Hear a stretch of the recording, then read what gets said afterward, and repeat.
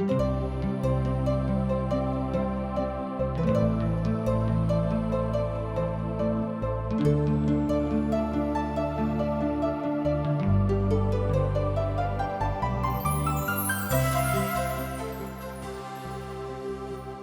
आशक इजोत कार्यक्रम में अहाँ के हार्दिक अभिनंदन कर रहल छी।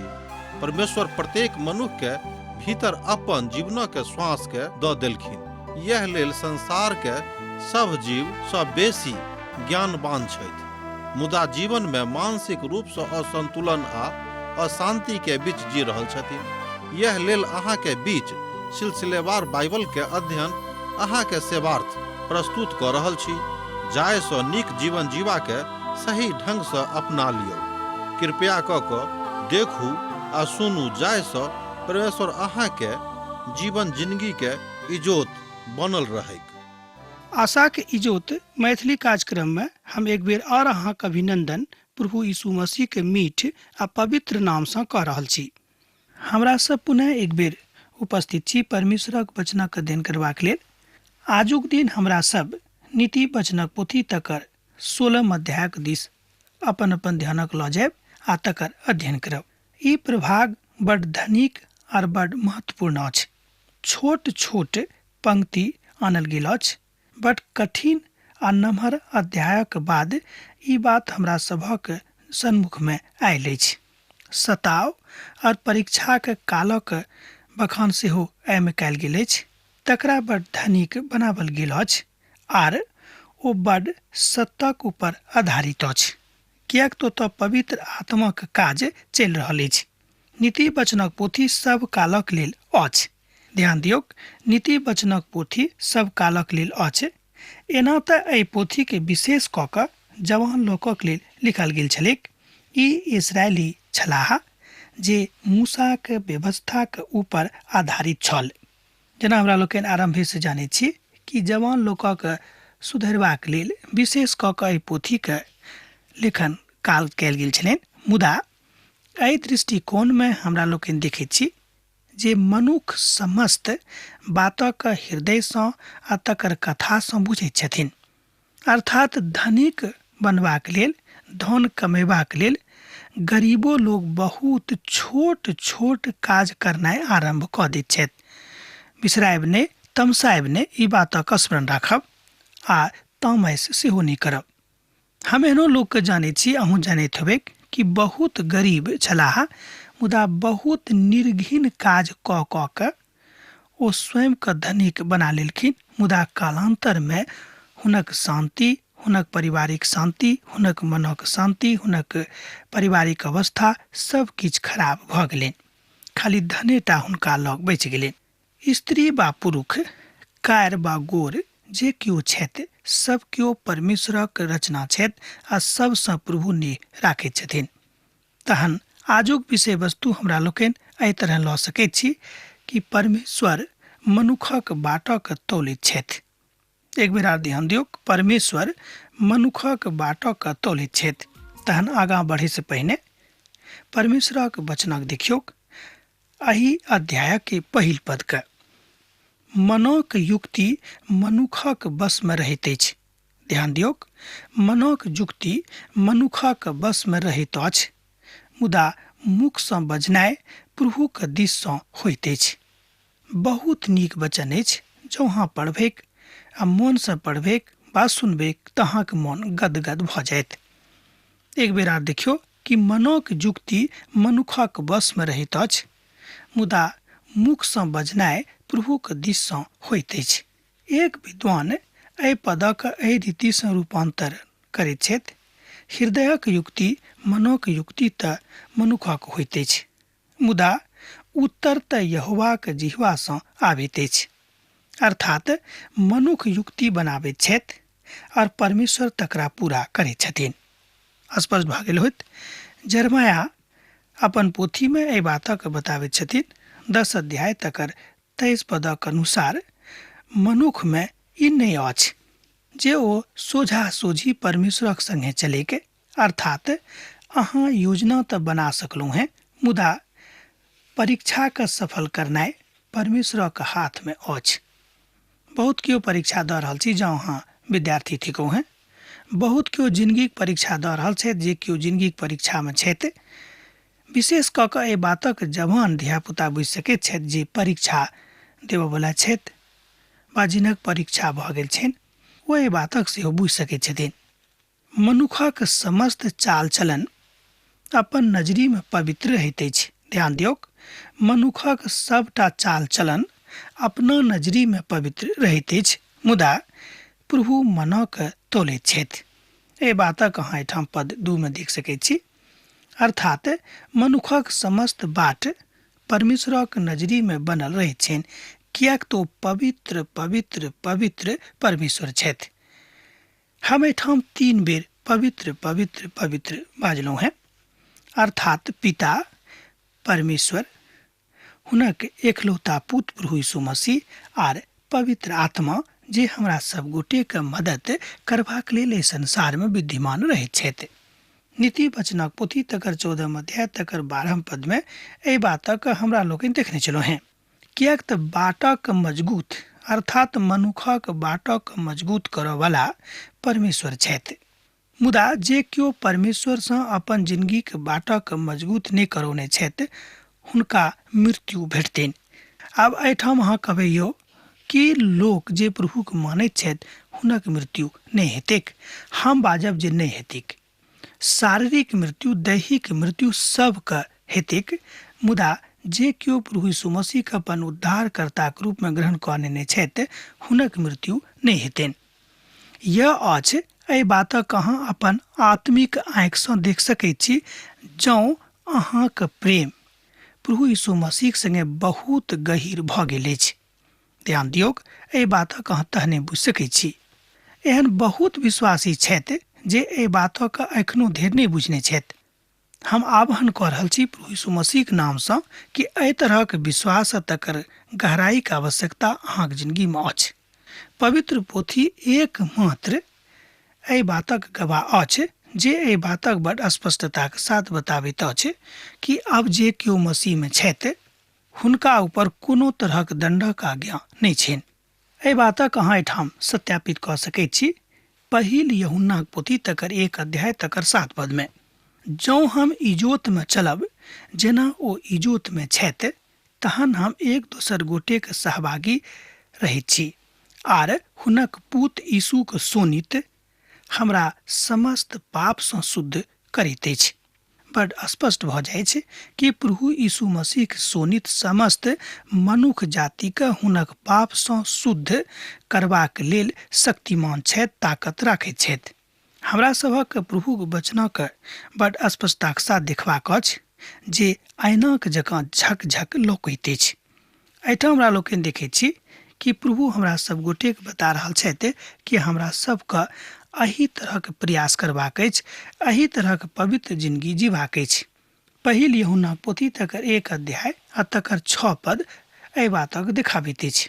आ जँ हम बाजी जे परमेश्वरक संगे हमर सहभागिता अछि, आ फेरू अन्हार में चली तऽ हम झूठा छी और हम सत्य पर नहीं चलैत छी। देखियो एहि वचनक एक बेर और, आ जँ हम बाजी जे परमेश्वर के संगे हम चलैत छी, हमर सहभागिता अछि, आ एहिके बादो हम अन्हार में रहैत छी, तेकर मतलब यह भेल कि हम झूठा छी और हम सत्य पर नहीं चलैत छी। एहि बातक एहिठाम परमेश्वरक पवित्र वचन स्पष्ट कऽ दै छी। एहिठाम यूहन्ना पूछि रहल छथि, ध्यान दियौक, एहिठाम यूहन्ना अहाँ सँ हमरा सँ पूछि रहल छथि जे वास्तव में अहाँ प्रभुक संगे जा रहलहुँ हैं कि नहीं। यह गप बड़ काजगर अछि। यह गप बड़ बुझनीक अछि, कियाक तऽ हमरा सभक यह बात सिखबाक अछि, सुनबाक अछि, जानबाक अछि। हमरा सबके आदत पड़ल अछि कि हमरा सब जे कऽ रहल छी वह नीक अछि। हमरा सब जतेक पढ़ि लिख लेलहुँ हँ वह ज्ञानक पराकाष्ठा अछि। हमरा सब जतेक बातक सुनि लेलहुँ हँ, सीख लेलहुँ हँ, वह बहुत अछि। मुदा पवित्र पोथी बाइबिल कहैत अछि कि जाबे धरि परमेश्वरक ज्ञान अहाँक मन में, अहाँक हृदय में नहीं बसत, अहाँ कहियो परमेश्वरक नजरी में ठाढ़ नहीं भऽ सकलहुँ हैं आ नहीं ज्ञानी कहा सकलहुँ हैं। परमेश्वरक वचन सँ हुनका सन्मुख में जेबाक अछि। दोसर गप में परमेश्वरक वचनक लऽ कऽ हुनका सन्मुख में जेबाक अछि। अहाँ बड्ड बातक उदारता के साथ देखै छी, खूब नीक बात अछि। उदार बननाइ यीशु मसीह के महानतम काज में से काज रहन। मुदा परमेश्वर अपन वचन के सेहो बड़ आदर करैत छथि। जे केओ हुनक वचनक निरादर करतैक परमेश्वर हुनका दिस सँ विचलित भऽ जेथिन। स्मरण राखब, बिसरायब नहि, कोनो छोट गप नहि थिक, बड़ गंभीर आ महान गप बात अछि। परमेश्वरक आत्माक अपना काज कर दियौक। परमेश्वरक आत्माक अपन काज कर दियौन। अपन काजक प्रभु ऊपर छोड़ि दियौक। एहि सँ अहाँक कल्पना सिद्ध भऽ जायत। एहिठाम नीति वचनक लिखनिहार बाजि रहल छथि कि अपन काजक प्रभुक ऊपर छोड़ि दियौक। एहि सँ अहाँक कल्पना सिद्ध भऽ जायत। समर्पण शब्द एहिठाम नीक हैत। वास्तव में समर्पण शब्द बड़ नीक अछि। स्वयं का प्रभुक ऊपर न्यौछावर कऽ दियौक। स्वयं का प्रभुक दऽ दियौक।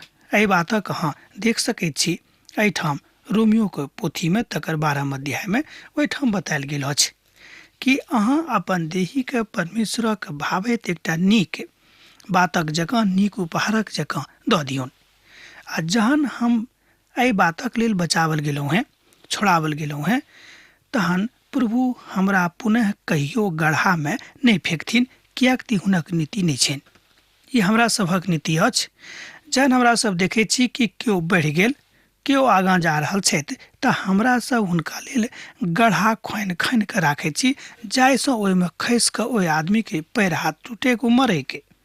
विशेष कऽ कऽ ई बात हमरा लोकनि अपन जिंदगी में वास्तविक अर्थ में देखैत रहै छी। अहूँ कई तरहक लोक से भेंट भेल हैत जे बहुत बेर अपन चाल चलन में लोकक दुख दैत छथिन आ एहिसँ हुनका खूब आनंद भेटैत छनि। मुदा प्रभुक दास बजलाह जे एहि तरहक काज कऽ रहल छथि ओ अपन उचित बाट पर नहि छथि। एहि रीति पर चलऽ वाला मनुष्य कहियो परमेश्वरक आज्ञा के पालन नहि कऽ सकैत छथि। मुदा अनेरे ओ धर्मक काज कऽ कऽ स्वयं के संतोष दैत रहैत छथि। मुदा एहिसँ हुनका ओतऽ कोनो तरहक लाभ भेटऽ वाला नहि छनि। एहि तरहक लोकक कमी आजुक परिप्रेक्ष्य में, आजुक समाज में, संपूर्ण संसार में छैक। कोनो कमी नहीं छै। बहुत लोग छथि एहि तरह के अपनो देश में, आनुक देश में। समाधान कोना के हैत कि हमरा सब किया एहि तरह काज करै छी? कियाक तऽ हमरा सभक जिंदगी में तरह तरहक समस्या अछि आ तकर समाधान हमरा सब गोटेक नहि भेटाइत अछि। तहन प्रश्न उठि रहल अछि कि समाधान कोना हैत?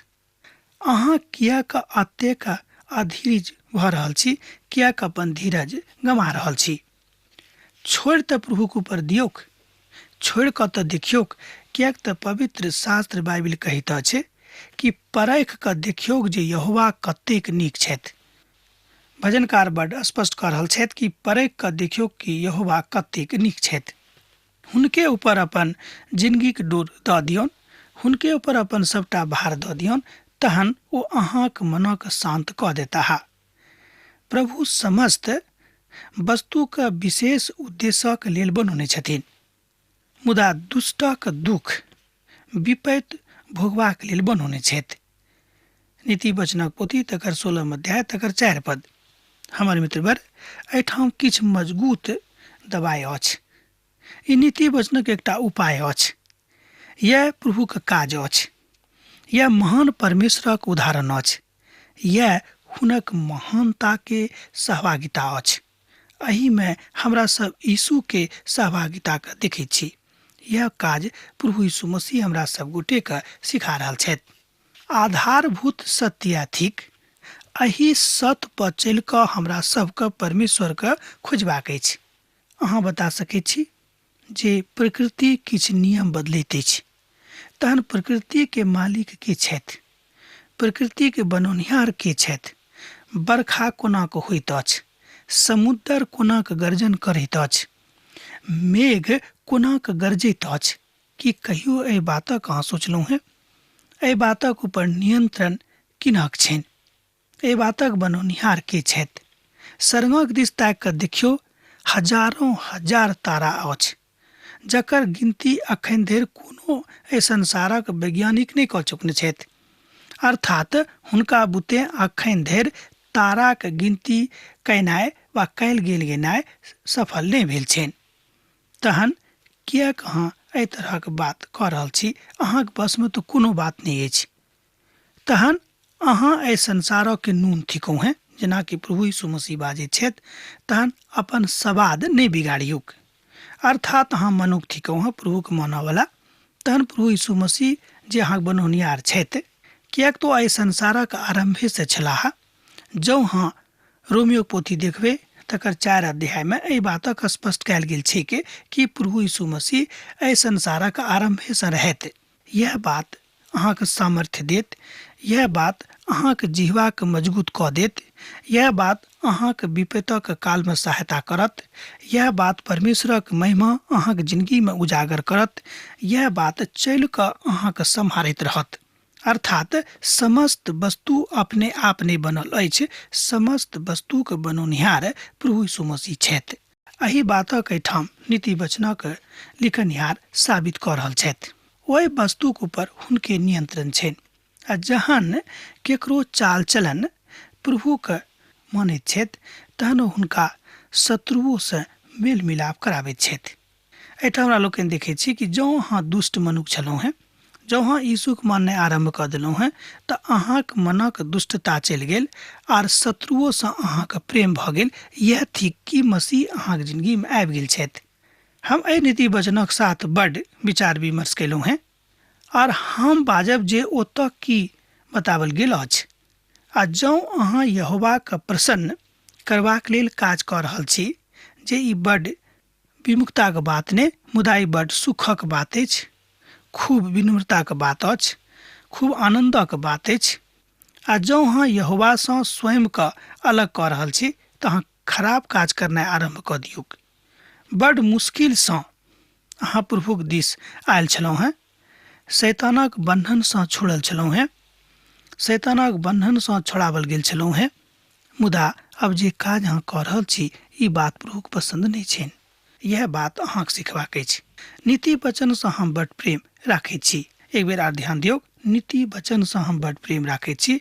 प्रभुके एकटा महान दास अपन युक्ति दैत बाजि रहल छथि कि जिन्दगीके सभटा सौगात एहिमे लुकायल अछि, जिन्दगीके सभटा नेह एहिमे छुपायल अछि, जिन्दगीके सभटा प्रेम एहिमे धरल अछि, जिन्दगीके सभटा बाट एही दऽ कऽ जाइत अछि। सत्तक बाट खरा आ तराजू प्रभुके दिससँ होइत अछि। झोरामे जतेक बटखरा अछि, सब हुनके बनावल गेल छनि। एहि बातक अहाँ एहिठाम 11 पदमे देख सकैत छी। परमेश्वरक महान नेह अहाँके जिन्दगीके इजोतक झलकाबैत अछि। ई पद तऽ दुष्ट लोकक लेल अछि, आर अनर्थकारी बातक जे गढ़यवला छथि हुनका लेल छनि। जे केओ अनर्थकारी बातक गढ़ि रहल छथि, हुनका अहाँ गढ़ दियौक। हुनक न्याय करयवला, हुनका सङ्गे व्यवहार करयवला, हुनका सङ्गे अपन बातक देखाबयवला, हुनका सङ्गे लड़यवला वएह छथि। किएकि प्रभुक महान दास यहोशू बाजि रहल छथि कि युद्ध यहोवाके अछि, वह हमरा लेल विश्राम नहि करता, ओ हमरा लेल ओतऽ जाकऽ युद्ध भूमिमे लड़ता हा। देखियौ कतेक नेह प्रभु अहाँसँ करैत छथि। विनाशसँ पूर्व गर्व आर ठोकर खायसँ पूर्व घमण्ड होइत अछि। ध्यान दियौ नीति वचनक ऊपर, कतेक महान वचन अछि। 18 पदके देखियौ, विनाशसँ पूर्व गर्व आर ठोकर खायसँ पूर्व घमण्ड होइत अछि। ई पदक अहाँ पवित्र बाइबिलमे लाइन लगा कऽ लिख लिअ, अहाँके बड्ड काज देत। एक बेर आर सुनियौ कि विनाशसँ पूर्व गर्व आर ठोकर खायसँ पूर्व घमण्ड होइत अछि। नीति वचनक पोथी तकर 16 अध्याय तकर 18 पद। घमण्डीक संग लूटक बाँटि लेलासँ दीन लोकक संग नम्र भावसँ रहनाइ उत्तम अछि। एहिठाम नीति वचन लिखयवला लिखनिहार बाजि रहल छथि कि घमण्डी लोकक संगे रहि कऽ खूब आनन्द मनाबैसँ खूब नीक रहत कि विनम्र भावसँ रहयवला मनुखक संगे, भक्ति भावमे रहयवला मनुखक संगे दुख उठौनाइ।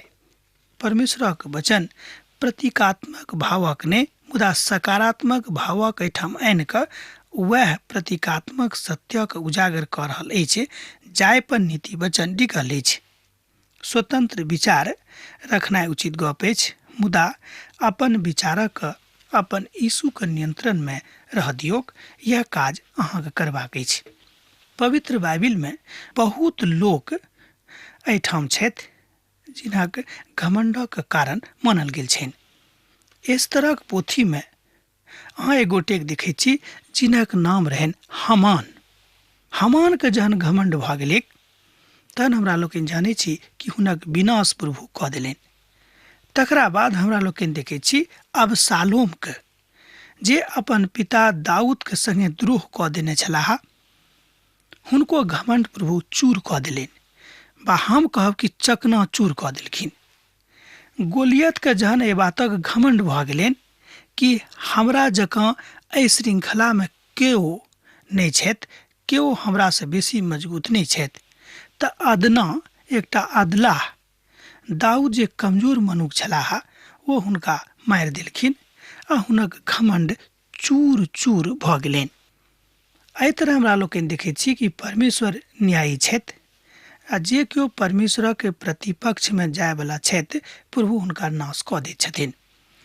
मन भावन वचन मधु सँ भरल छत्ताक जकाँ प्राणक मीठ लागैत अछि और हाड़क हरा भरा कऽ दैत अछि।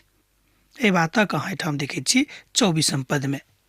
एहिठाम हमरा लोकनि देखै छी जे सुखद वचन मनक शांत कऽ दैत अछि आ हमरा सभक नीक बाटक दिस लऽ जाइत अछि। परमेश्वर अहाँके एहि बातक दिस लऽ जाइत छथि, परमेश्वर अहाँके एहि बातक सिखाबैत छथि। मुदा ई बड़ खराब कथा अछि जे लोग पवित्र वचनक पढ़ि कऽ आ तकरा अनेरे छोड़ि दैत छथिन, अनेरे नहि मानैत छथिन। हमर करबद्ध प्रार्थना अछि कि अहाँ जतेक बातक सुनि रहल छी तकरा माननाइ कहियो अपन जिंदगी में नहि बिसरायब। एहिसँ अहाँके खूब लाभ भऽ जायत, अहाँ धनिक भऽ जायब, किएक तऽ परमेश्वरक ई वचन अछि। पवित्र सुसमाचारक माननाइ अहाँके प्राथमिकता रहैक तहन प्रभुक आदर अहाँ पायब। अब तऽ हम एहिठाम अहाँसँ विदा लेब, किएक तऽ हम सोचै छी जे हमर जायके बेरा भऽ रहल अछि, अहाँसँ विदा लैके बेरा भऽ रहल अछि। पाती लिखनाइ नहि बिसरायब। यीशुक नेह अहाँके जिंदगी में सैद घड़ी बनल रहैक। आमीन।